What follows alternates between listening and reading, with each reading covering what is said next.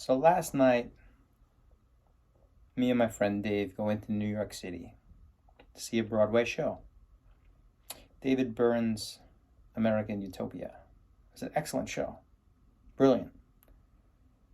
And I understand that in today's day and age, you have to show your vaccine card and you have to wear a mask in certain areas and certain places. And we were ushered to the top floor where our section was in the upper level. And we were seated after we bought some beverages. And a little ways through the show, I'd taken a sip of the club soda I was drinking. And before the show even started, David Byrne narrates in the beginning before the show starts and simply says, please don't use recording devices. And, you have to wear your mask for the entire performance unless you're eating or drinking. I guess you're allowed to remove the covering of your eating and drinking and breathing holes so that you could take a sip of something or eat something and then you recover your eating, your drinking, and your breathing holes. And that was said before the performance started. And then so during the performance, I had a staff member come over to me after I'd taken a sip of something and tell me to reposition my mask. I guess it wasn't high enough or covering enough of my holes. So I adjusted my mask, and a couple more times, like everybody else in the audience, but taking a sip of something. I put a cough drop in at one point. My throat was a little scratchy, and every time I had a staff member. The second time I had someone come over, another woman, and tell me to readjust my mask. Then after that happened, I had an obese man came over to me and shined a flashlight in my face and told me to readjust my mask.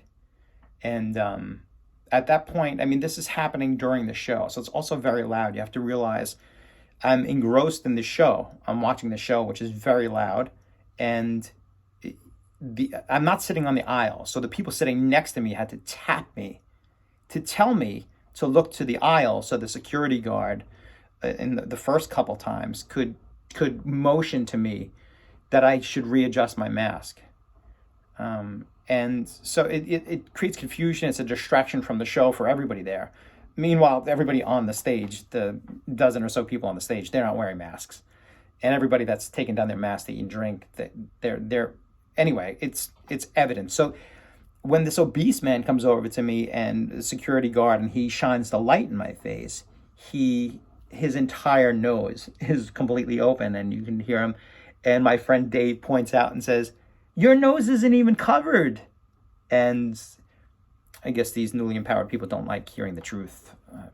But anyway, then this white woman comes over to me, employee also at the St. James Theater in New York City, and she's going like this to me, like motioning that I need to readjust my mask. Ultimately, I watched the show, and then the NYPD came into the by the row and motioned for me to go with them.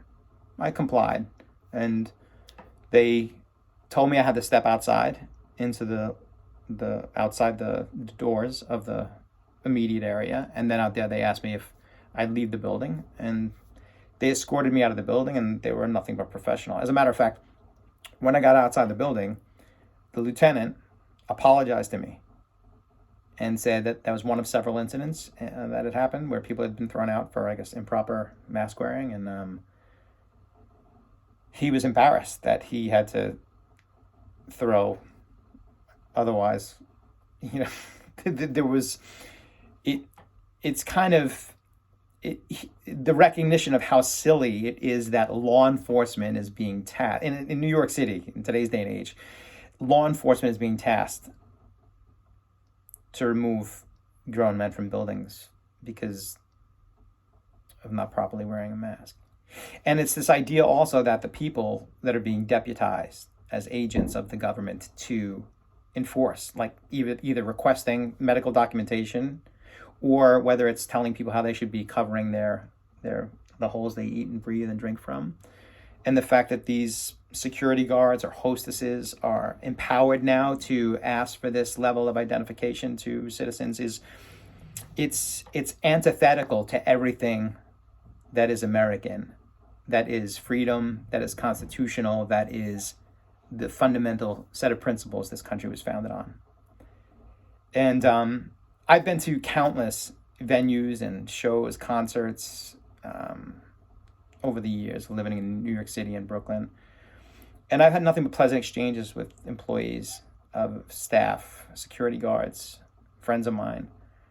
And the idea that I would have otherwise had a pleasant exchange with these people, but now they're forced to hypocritically charge me with some kind of crime or some kind of infraction against their policy, and that they would force these people to have to create this level of conflict. What it does is it's government allowing people to have the power to sow division within common everyday people. And so, yeah, I got thrown out of a Broadway show. Big deal. Like, I lost $100. I didn't see the last couple of songs. We were leaving and burning down the house was on, and so real white people problems, right? Not a big deal, but in the grand scheme of things, it's this idea that our fundamental freedoms and the fabric of the quality of how we exchange on a daily level with each other has been completely corrupted and co-opted by this false power that is unconstitutional. And it's sowing division amongst working class people and people that just want to go out on a Saturday night to take a break and go see a show. It's kind of sad, pathetic, actually. And really just begs the question, what kind of world do we want to live in? And unfortunately, not the kind of world where you want to go out on a night to have a good time and have that kind of experience. I'm grateful I had the means to go out and do that and have that experience. But I'm saddened by the state of our world and our city.